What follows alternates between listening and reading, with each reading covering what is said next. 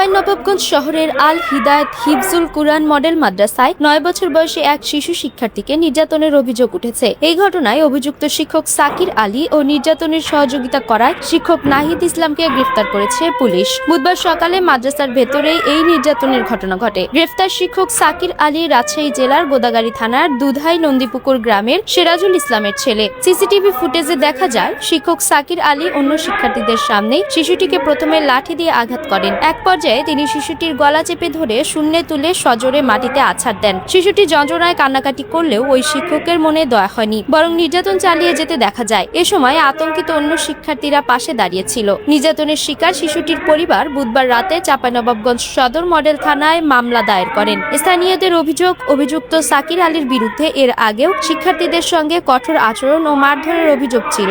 CCTV footage ফাঁসের পর এলাকায় তীব্র ক্ষোভের সৃষ্টি হয়েছে। চাঁপাইনবাবগঞ্জ সদর মডেল থানার ভারপ্রাপ্ত কর্মকর্তা একরামুল হোসেন জানান, অভিযোগ পাওয়া মাত্রই অভিযান চালিয়ে রাতেই অভিযুক্ত 2 শিক্ষককে গ্রেফতার করা হয়েছে। দুপুরে তাদের আদালতে পাঠানো হয়েছে।